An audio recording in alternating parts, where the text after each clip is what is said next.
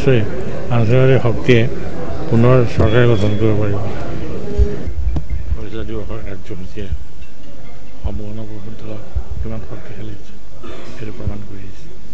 আৰু আমি আশা কৰোঁ যে ৰাইজৰ সহযোগত আৰু দলটোৰ আশীৰ্বাদত অধিক শক্তিশালী হৈ উঠিব আৰু আগন্তুক দিনবিলাকত অসমৰ জনসাধাৰণৰ হৈ মাত মতাৰ সুবিধা পাব।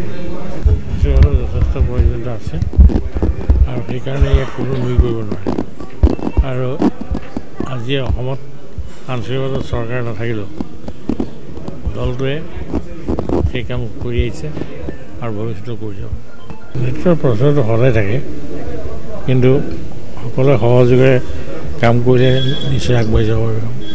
অসম গণ পৰিষদ দল শক্তিশালী আৰু প্ৰতিষ্ঠিত দল, আৰু সেইকাৰণে আমি আশা কৰোঁ যে এই দলটোৱে আগন্তুক দিনবিলাকত অসমৰ জনসাধাৰণে কাম কৰি যাব আৰু নিজক প্ৰতিষ্ঠা কৰিব পাৰিব।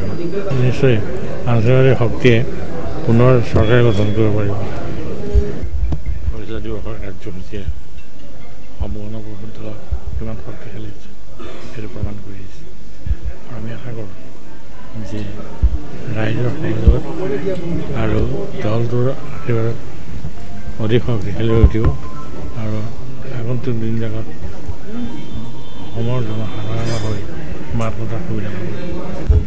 যথেষ্ট প্ৰয়োজনীয়তা আছে আৰু সেইকাৰণে ইয়াক কোনো নুই কৰিব নোৱাৰে। আৰু আজি অসমত আঞ্চলিকতাত চৰকাৰ নাথাকিলেও দলটোৱে সেই কাম কৰি আহিছে আৰু ভৱিষ্যতেও কৰি যাব। নেতৃত্বৰ প্ৰচাৰটো সদায় থাকে, কিন্তু সকলোৱে সহযোগে কাম কৰিলে নিশ্চয় আগবাঢ়ি যাব পাৰিব। অসম গণ পৰিষদ দল শক্তিশালী আৰু প্ৰতিষ্ঠিত দল, আৰু সেইকাৰণে আমি আশা কৰোঁ যে এই দলটোৱে আগন্তুক দিনবিলাকত অসমৰ জনসাধাৰণে কাম কৰি যাব আৰু নিজক প্ৰতিষ্ঠা কৰিব পাৰিব। নিশ্চয় আন্তঃৰাষ্ট্ৰীয় শক্তিয়ে পুনৰ চৰকাৰ গঠন কৰিব পাৰিব। পইচা দিৱসৰ কাৰ্যসূচীয়ে সম্পূৰ্ণ পৰিষদ দলক কিমান শক্তিশালী হৈছে সেইটো প্ৰমাণ কৰি আহিছে। আৰু আমি আশা কৰোঁ যে ৰাইজৰ সহযোগত আৰু দলটোৰ আশীৰ্বাদত অধিক শক্তিশালী হৈ উঠিব আৰু আগন্তুক দিনবিলাকত অসমৰ জনসাধাৰণৰ হৈ মাত মতাৰ সুবিধা পাব।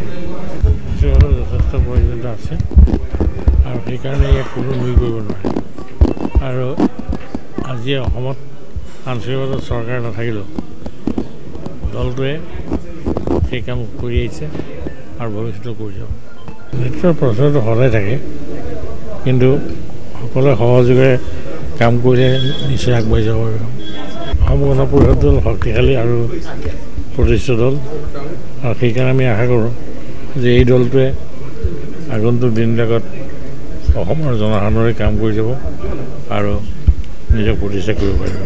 নিশ্চয় আন্তঃৰাষ্ট্ৰীয় শক্তিয়ে পুনৰ চৰকাৰ গঠন কৰিব পাৰিব। পইচা দিৱসৰ কাৰ্যসূচীয়ে সম্পূৰ্ণ পৰিষদ দলক কিমান শক্তিশালী হৈছে সেইটো প্ৰমাণ কৰি আহিছে। আৰু আমি আশা কৰোঁ যে ৰাইজৰ সহযোগত আৰু দলটোৰ আশীৰ্বাদত অধিক শক্তিশালী হৈ উঠিব আৰু আগন্তুক দিনবিলাকত অসমৰ জনসাধাৰণৰ হৈ মাত মতাৰ সুবিধা পাব। যথেষ্ট প্ৰয়োজনীয়তা আছে আৰু সেইকাৰণে ইয়াক কোনো নুই কৰিব নোৱাৰে।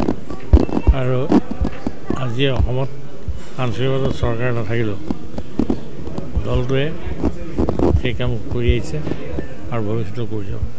নেতৃত্বৰ প্ৰচাৰটো সদায় থাকে, কিন্তু সকলোৱে সহযোগে কাম কৰিলে নিশ্চয় আগবাঢ়ি যাব পাৰিব। অসম গণ পৰিষদ দল শক্তিশালী আৰু প্ৰতিষ্ঠিত দল, আৰু সেইকাৰণে আমি আশা কৰোঁ যে এই দলটোৱে আগন্তুক দিনবিলাকত অসমৰ জনসাধাৰণে কাম কৰি যাব আৰু নিজক প্ৰতিষ্ঠা কৰিব পাৰিব।